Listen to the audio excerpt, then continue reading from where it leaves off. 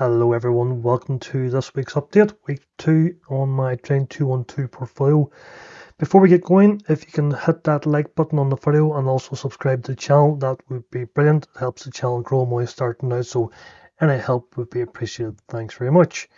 So on to the market this week. As you can see, yes, you'll have seen this graph in last week's presentation. September is normally down. Funny enough, this month it's actually up. So this is obviously the rolling month, so there's part of this is actually still September's numbers.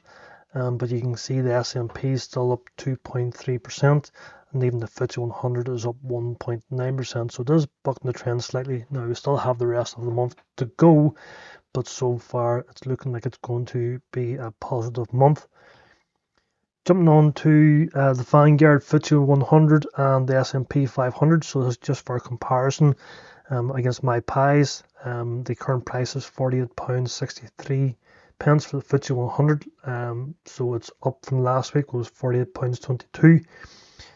So that gives us a 17.3 compound annual growth rate, whereas last week was minus 3.7. You can see the start date and value for the calculating the compound growth rate. The 20th of August was whenever I started investing in my different pies, so it's a very good comparison to that. So the S&P again, it's also up, so it is. Currently it's sitting at £93.14. So over this over the period from the 20th of August, it's actually now up 36.5%. So they're both up. The AAR over that period of time as well is 0.75 for the FTSE 100 and 1.46 for the S&P 500. So everything's up on that front. Jumping onto the bonds, nothing invested this month, nothing withdrawn, still a value of £100 and no draws until the 2nd of October, so nothing much there. On to my dividends. So this week I've got £1.34 in dividends. The biggest dividend was from NatWest at 54 pence. And then you can see a couple of ones there, 23 pence for Chevron, and Ashstead is 16 pence. So yeah, every little bit helps. So buys and sells this month. This has been an interesting month. I've actually bought 50 Vanguard ETFs. They're all in a pie. Yeah, 50, bit of a big number. It's really just a bit of fun, so to be perfectly honest. It's spread across S&P, FTSE 100, a mixture of accumulators and distributing ETFs, different sectors, geographies, corporate bonds, things like that as well. So it's just a bit of fun. It's pretty for diversification. So we'll see how that goes, and we'll see the pie here shortly in Trading212. So on to my pies themselves. This is a bit of a change here. If you see my video last week, you have seen that basically split the different shares into different sectors. So basically low growth, high growth, low dividend payout ratio versus high dividend payout ratio. It was getting a bit too difficult to sort of track what was what. So if you look at my video on how I actually pick stocks, and I'll actually send a link to it here on the page, you'll see that I use a number of different screeners to actually pick the stocks. I still use the filtering mechanism to look at the compound annual growth rate over the next 2 years, to include both the share price growth and dividends for the next 2 years, to actually filter out the stocks to see which ones are going to give me a good high growth rate. So basically I'm still looking for an compound annual growth rate of over 10%. So I've broken it out. So if you look at that video, as I mentioned, you'll see the different screeners. So basically this is the actual screeners here. So dividend high yield over 7%. The CAG it's a minus 45%. It looks scary. It seems scary, but you can see the AAR is basically minus 2.76. The CAG also, or the CAG factors in the length of time that the investment's been made.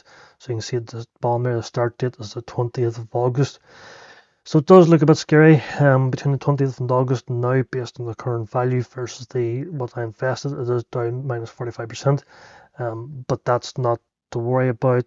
As time goes on and it starts to grow, that will factor out, especially as there's more time factored in, because obviously compound growth rate does factor in time-based investments.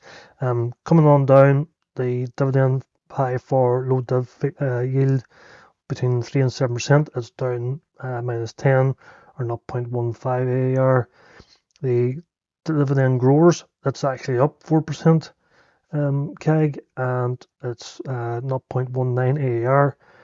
Growth pies, the growth at a reasonable price is minus 28 and minus 1.5 AAR. Growth revenues rockets minus 19.4 and minus 1. On to the next set of pies. So the high quality pies, the scalable kings, minus 7.7 and 0.38. The high quality Buffett moat screeners, minus 1 and minus 0.07. Then value pies, the biggest losers, minus 11.43 and 0.56. And then the value magic formula is minus 50% and minus 3.24. Yeah, minus 50% looks really scary, but once you understand what the compound annual growth rate, how it's calculated, it's not actually that bad.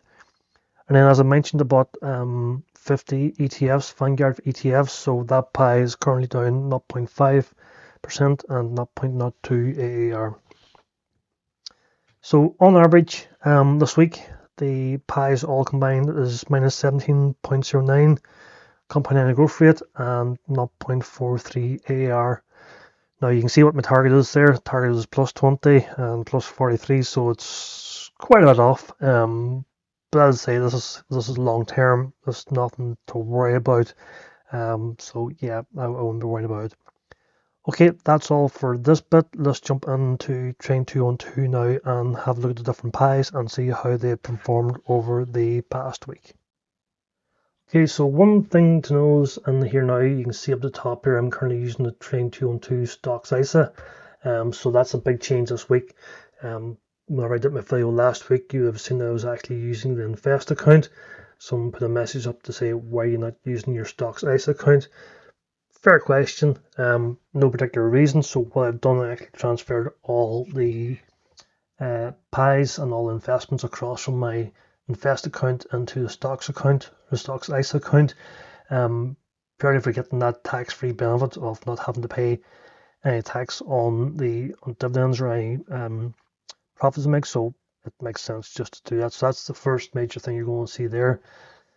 Then obviously you're going to see the different pies with the way I've broken them out across the different screeners I use. So the high yield dividend one, currently this week it's down minus 3.2%. The low dividend yield is down 0.5%.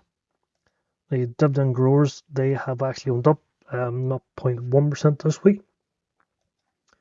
Growth at a reasonable price, it's down minus 1.6%. The revenue rockets is down minus 1%. The scalable kings, high quality ones, they're down minus 0.3%. The Buffett moat screener, it's down 0.1%. The new one here, the Vanguard, I'll actually come back to it in a few moments here. So the value, the biggest losers, it's down 0.6%, and then the magic formula is down 3.3%. So come back to the Vanguard, I'll just give you a quick look at the different holdings I've done here. It's right across the board, so you can see there's no particular area. I just basically went through and picked effectively the top 50 ETFs, Vanguard ETFs that were on the London Stock Exchange. There's quite a few there, so they've got the accumulators and distributed ones as well. So I'll get some dividends back and get some reinvestment automatically there. It's just a bit of fun, this one, so we'll see how it goes. If you like, subscribe to the video. I've got an interesting challenge coming up. I'll probably be starting in the next week or two. It's the coffee cup challenge. So what I'm going to do is basically pick an ETF in the UK and basically the price of a cup of coffee every day. I'm going to invest that into an ETF and watch that grow every day over the space of maybe a year, and just to see exactly how much a cup of coffee invested in the stock market will actually return to you. So that'll be an interesting little video. But yep, hit subscribe and you'll know whenever that video comes out. Thank you. Bye.